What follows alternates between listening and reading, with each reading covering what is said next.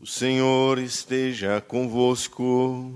Ele está no meio de nós. Proclamação do Evangelho de Jesus Cristo segundo Marcos. Glória a vós, Senhor. Naquele tempo, Jesus chamou os 12 e começou a enviá-los 2 a 2, dando-lhes poder sobre os espíritos impuros. Recomendou-lhes que não levassem nada para o caminho, a não ser um cajado, nem pão, nem sacola, nem dinheiro na cintura. Mandou que andassem de sandálias e que não levassem 2 túnicas. E Jesus disse ainda: quando entrardes numa casa, ficai ali até vossa partida. Se em algum lugar não vos receberem, nem quiserem vos escutar, quando sairdes, sacudi a poeira dos pés, como testemunho contra eles. Então os 12 partiram e pregaram que todos se convertessem. Expulsavam muitos demônios e curavam numerosos doentes, ungindo-os com óleo. Palavra da salvação. Glória a vós, Senhor. Louvado seja nosso Senhor Jesus Cristo. Para sempre seja louvado. No Evangelho de domingo passado, Jesus estava na sua cidade, Nazaré, numa missão, humanamente falando, frustrada, que aparentemente rendeu muito pouco, quase nada. Pelo menos é o que aparentemente se viu. Humanamente falando, talvez seria a hora de parar para que fosse reavaliada a missão, não é? E aí nós chegamos no Evangelho de hoje, não.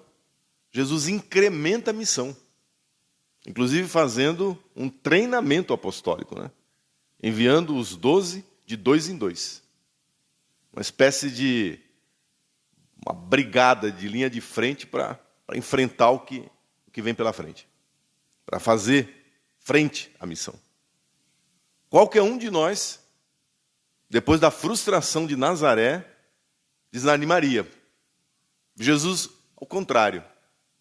São esses desafios que nos frustram, são essas frustrações da vida, esses aparentes fracassos que escondem as verdadeiras vitórias, que demonstram as verdadeiras graças.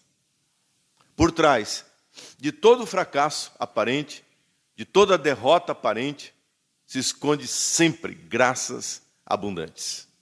Essa é a primeira coisa que a gente já de início poderia ver. E não foi tão frustrada assim a missão em Nazaré. Inclusive porque se os parentes, muitos deles eram contra a missão de Jesus, do meio dos parentes saiu um dos apóstolos. Então, só para a gente não se esquecer disso, né? Tiago, irmão do Senhor. Então, não foi assim a frustração absoluta. Então estamos agora no capítulo 6. O trecho do Evangelho é um trecho curto, mas profundo, denso.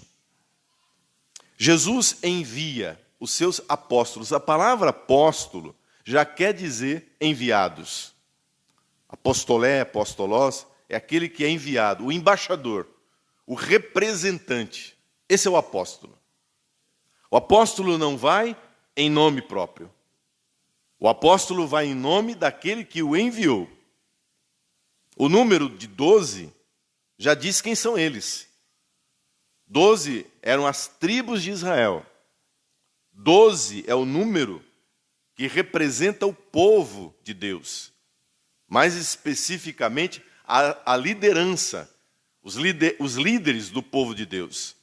Então nós estamos aqui diante do novo povo de Deus, da nova Israel de Deus, do Novo Testamento, da nova aliança. Nós estamos aqui diante da Igreja de Cristo Jesus. Mais especificamente, da sua liderança. Jesus colocou líderes, formou uma igreja hierárquica, com líderes, com aqueles que são seus representantes oficiais, seus representantes aqui na terra. E manda-os e envia-os em missão. A missão não é individual. Primeiro porque é uma representação. Já tem, então, isso, de não ser a minha missão, o que eu quero, o meu gosto. Não. Se eu sou representante, é a missão dele, é o que ele mandou, é o que ele quer, é a vontade dele, é a verdade dele. Eu sou apenas representante. E não vou sozinho. Jesus manda-os de 2 em 2. Para ficar mais clara ainda que ninguém faz nada sozinho ou por conta própria. Na igreja, ninguém faz nada sozinho nem por conta própria. Na igreja, tudo é feito em comunhão, tudo é feito em comunidade. Daí essa tão falada sinodalidade, que vocês estão ouvindo muito falar nos ambientes de igreja. Uma igreja sinodal, uma igreja que caminha para a sinodalidade. É isso aqui. É isso aqui. A igreja é comunhão. Comunhão e participação.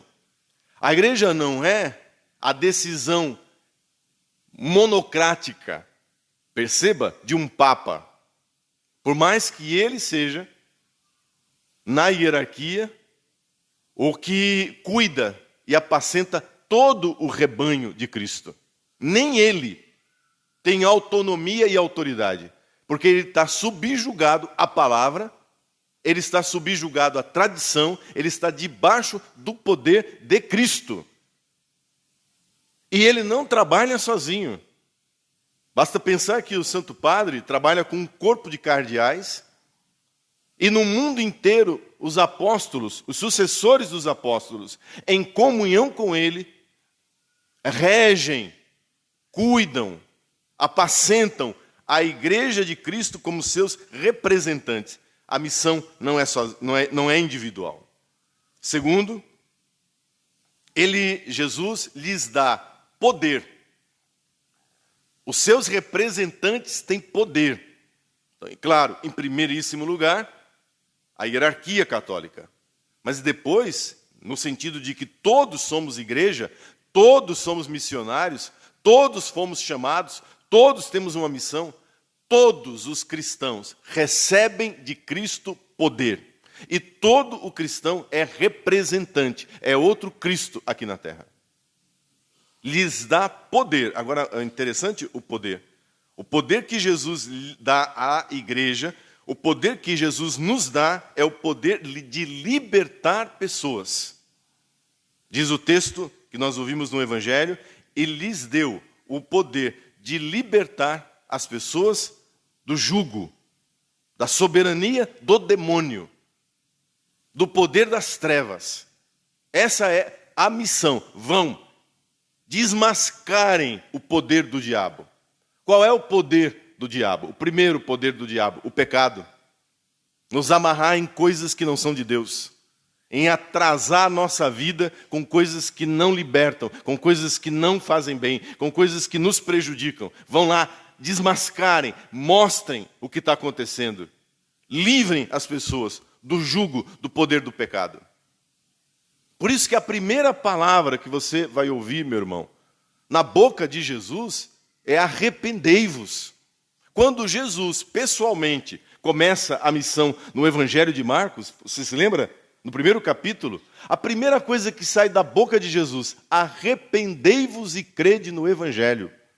Essa é a missão da igreja. Esse é o poder dado por Cristo à sua igreja. A libertação que o mundo precisa, que eu e você precisamos. Que Jesus mostre o que está amarrando a minha vida. O que está atrasando a minha vida. O que está prejudicando a minha família. O que está desgraçando, amarrando, destruindo o seu casamento. Os seus negócios. E a revelação é essa. O pecado está agindo. Tem algo que está te prendendo ao que é material. Tem algo sobrenatural. Não é somente uma má inclinação, compreende isso? Não é somente uma fraqueza moral.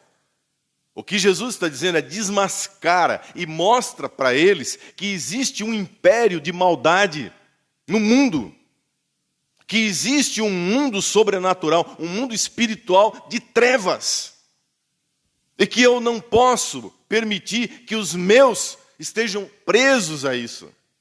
Que os meus filhos, diz o texto da carta de São Paulo aos Efésios, que aqueles a quem eu chamo de filhos, aqueles a quem eu amo, estejam presos, amarrados à mesquinharia, a coisas materiais, presos a imoralidades. Aí, bom, a lista dos pecados é imensa. Pense nos 10 mandamentos, pense nos 7 pecados capitais e por aí vai. O desdobramento, como essas coisas atrasam a vida do ser humano, amarram a gente e tornam-nos escravos do diabo. E é isso que a missão faz, é isso que os apóstolos fazem, eles desmascaram. Esse é o poder da igreja. Até então, o diabo, o pecado, age sem que ninguém o identifique, sem que ninguém diga o que está acontecendo.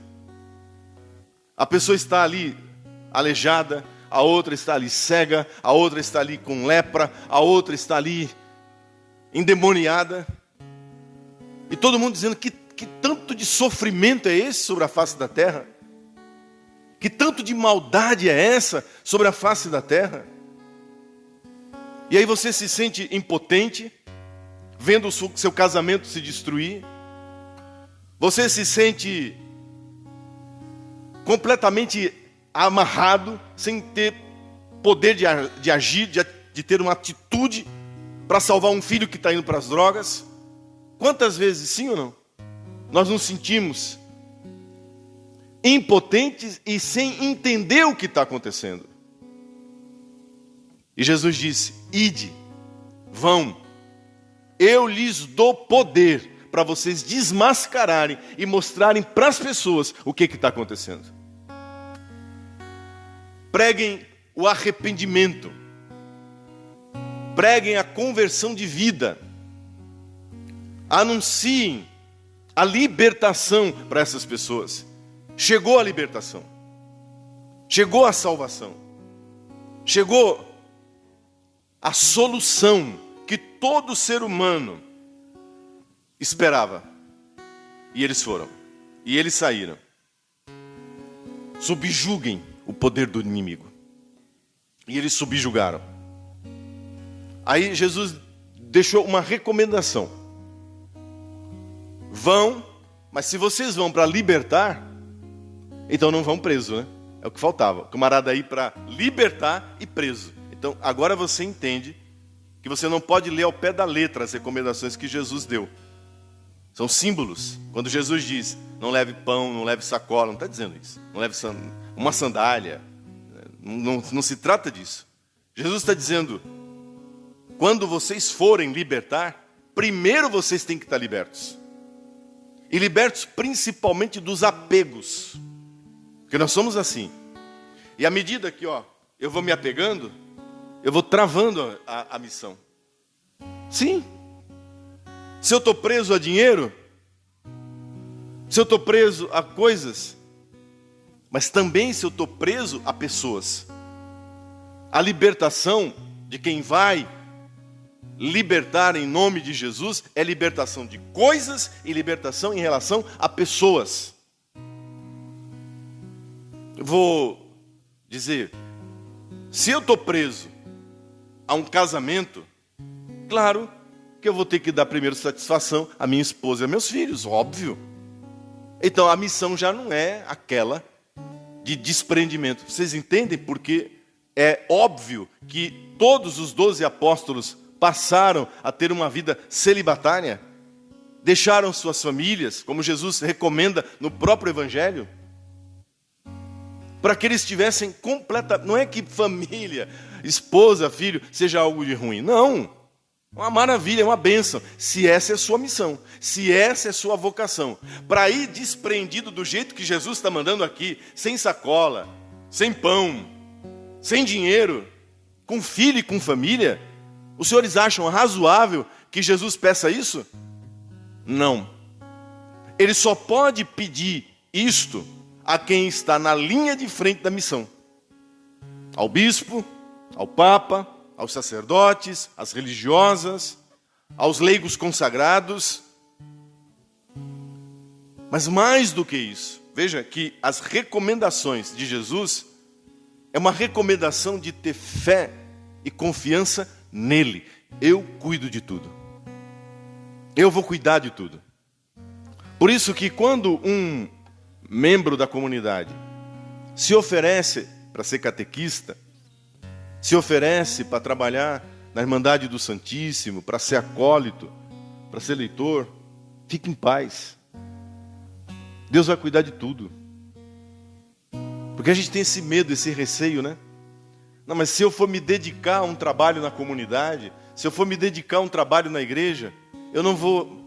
A gente fica colocando assim, senões. Mas se eu, talvez... livre, entregue-se, confie, tenha fé, não lhe faltará coisa alguma. A promessa é de Jesus. Ou Jesus é verdadeiro em suas promessas, ou nós é que não estamos tendo fé. Quando eu chamei vocês para o ministério, vocês sabem o compromisso que é ser ministro da Eucaristia numa paróquia. Primeiro por conta de que você dá a cara a bater. Você passa a ser conhecido como a moça da igreja. Ou o moço da igreja. Vocês sabiam do compromisso. E de quantas vezes vocês teriam que deixar de lado coisas tão importantes. Eu imagino quantos batizados, quantos aniversários que vocês deixaram de ir. Quantas coisas boas, então não estou falando de pecado, estou falando de coisas boas, de sacrifícios. Mas Deus tem sido fiel na vida de vocês. Deus tem sido fiel, Deus tem guardado a vida de vocês. Quantas vezes foi necessário, inclusive fazer desprendimento de coisas, abrir mão de coisas. Esse despreendimento também é em relação às pessoas. Sandra, quantas vezes o Walter teve que ficar lá e você está aqui? Sim ou não? Quantas vezes o Maurício, Teca, lá e você preocupado aqui, mas você aqui? Seu Jair, quantas vezes? Seu Jair, não posso ir celebrar hoje. O senhor me socorre? Um pepino de última hora. Sim ou não? E é assim. Essa fé e essa confiança. Esse despreendimento do ego, do eu. Porque, por exemplo, o seu Jair geralmente é de última hora. É nos 45 do segundo tempo. E aí, claro, não dá tempo de preparar e de fazer o que ele gostaria de fazer. E aí, se você põe o ego, né? Se você põe o que vão dizer, o que vão pensar, você não serve a Deus. Quantas vezes a resposta do seu Jair, está ali, foi: seja o que Deus quiser. Vamos confiar. Reza por mim, padre, tudo vai dar certo. Esse despreendimento. Sem isso, nós não teríamos o Wellington ali sentado. Que daqui a 2 anos será padre. Nós não teríamos esse moço. Porque o que se diz hoje de padre? O que a mídia, a grande mídia fala sobre ser padre? Quais são as notícias que dão de nós na Rede Globo de televisão? Como é que nós somos pintados nas novelas? Como é que nós somos descritos pela mídia. Um moço formado em engenharia elétrica teria largado a profissão dele e entrado para o seminário se não fosse um imenso e absoluto despreendimento? Agora, veja, meu irmão e minha irmã, uma vez que eu me despreendo, confio no Senhor, nada me detém. Nada pode nos deter. Então eu vou levar o Evangelho, a libertação, a palavra de conversão, o arrependimento. Alguém não aceita. Alguém não aceita ser corrigido, alguém não aceita ser admoestado, alguém não aceita ser tocado pela palavra. Eu vou travar a minha vida? Primeira leitura do profeta Amós. O profeta comprado, vendido, Amazias, que era profeta do santuário de Betel, veio dizer para Amós: vai profetizar em outro lugar. Aqui a sua profecia não vai funcionar. Aqui a gente não quer esse tipo de profecia que incomoda. A gente não quer aqui alguém falando verdades na cara do rei. Aqui tem eu sou de boa, eu falo o que o rei quer ouvir, eu falo aquilo que o rei quer escutar. A tua profecia não nos serve. Se Deus me mandou, resposta de Amós, se Deus me mandou, eu vou profetizar. Se Deus me mandou para ser sal da terra e luz do mundo, neste lugar, eu serei sal da terra e luz do mundo. Sal faz a diferença, luz incomoda as trevas. Essa é a nossa missão. Viemos para incomodar, tem até um cântico que diz isso, né? Viemos para incomodar, é nesse sentido. Não tem como você querer confiar, entregar-se livremente para a missão e achar que não haverão pessoas que vão dificultar a missão e não aceitar o que você tem, o que você está trazendo para a vida daquela pessoa.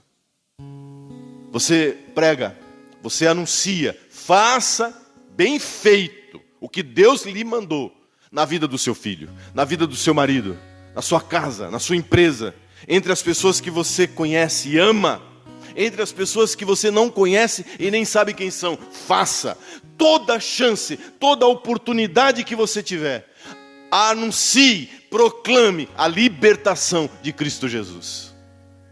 Não querem? Se levantaram contra você?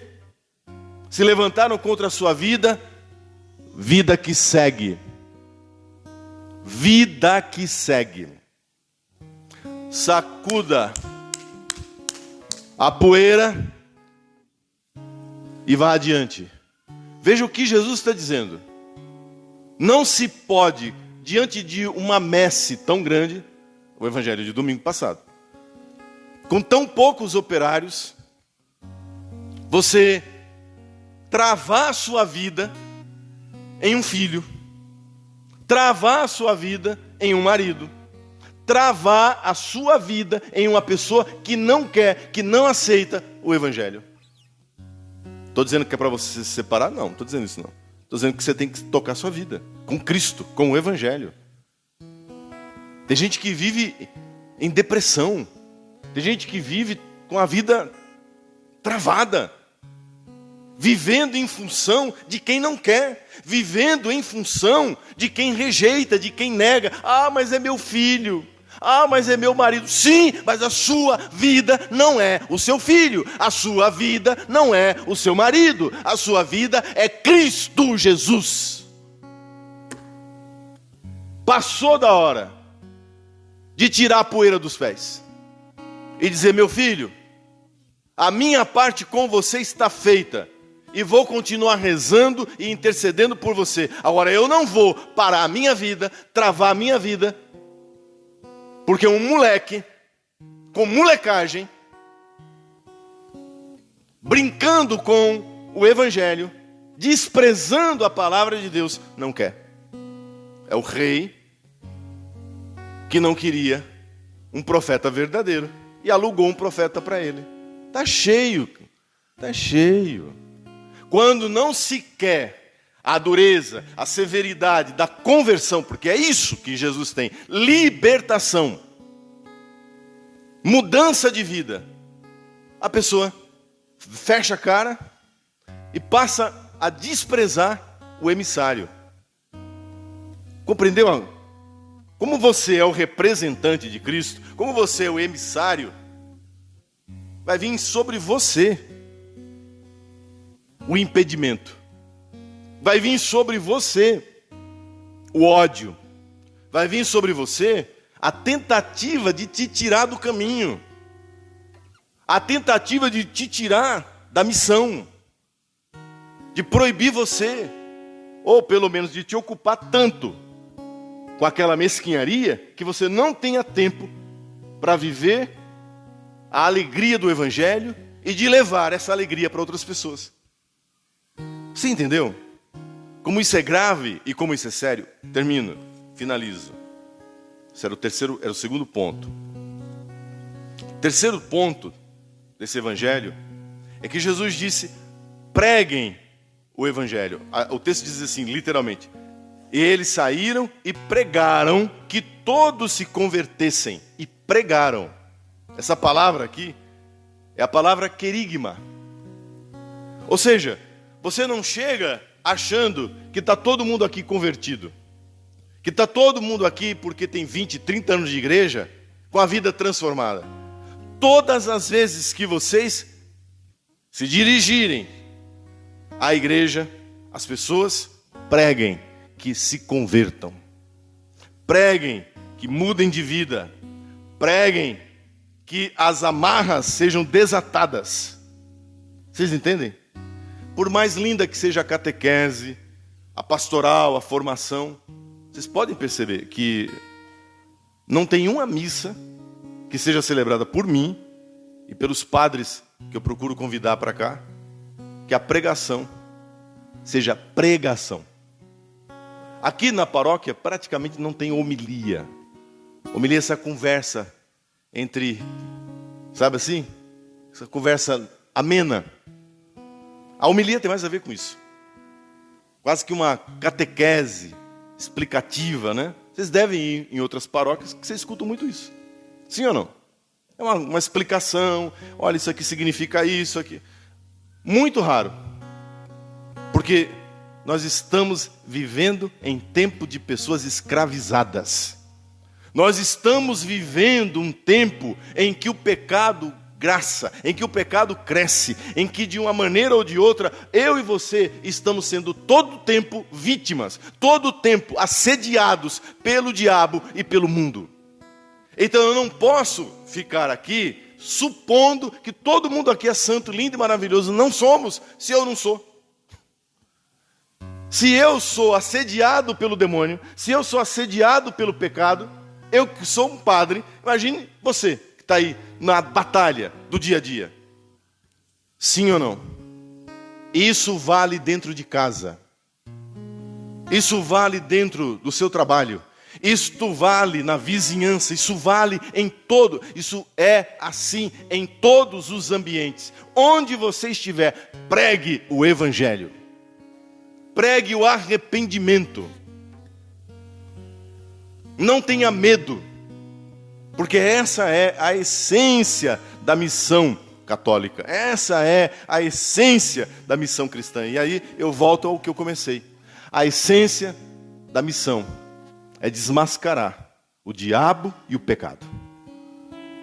É por isso que a Igreja Católica, há 2000 anos, veja, o Evangelho termina dizendo que eles foram com óleo para ungir os enfermos. Qual é a única igreja que você conhece que há 2000 anos mantém o sacramento da unção dos enfermos, o sacramento da penitência, da absolvição dos pecados, os sacramentos? Há 2000 anos, essa tem sido a missão da igreja sobre a face da terra. Tem alguém na sua casa enfermo? Traga, para que ele seja ungido com óleo. Se ele não pode vir, convide o padre para ir até ele. Se tem alguém em pecado dentro da sua casa, aconselhe. Procure o padre, vá se confessar, meu filho. A esposa animando o marido a se confessar. Coisa linda quando aqui na fila da confissão eu vejo o pai junto com os filhos, a esposa, porque é o exemplo, né? É o exemplo. Não é que eu sou obrigado a me confessar. Eu vi meu pai se confessando. Eu vi meu pai de joelhos e saindo do confessionário com lágrimas nos olhos. Vocês acham que isso não toca eternamente a vida de um filho? Eternamente a vida de uma família? Essa é a igreja de Jesus Cristo. 2000 anos. E você não vai encontrar, meu irmão, isso em nenhum outro lugar. Senhor nosso Deus, nós te louvamos e agradecemos, porque o Senhor nos chama a esta missão. O apóstolo Paulo diz: pelo seu sangue nós somos libertados. Mês de julho, mês do preciosíssimo sangue de Jesus. Neste sangue há poder de arrependimento, há poder para a libertação. Neste sangue precioso é desmascarada a obra do demônio. Neste sangue nossas faltas são perdoadas.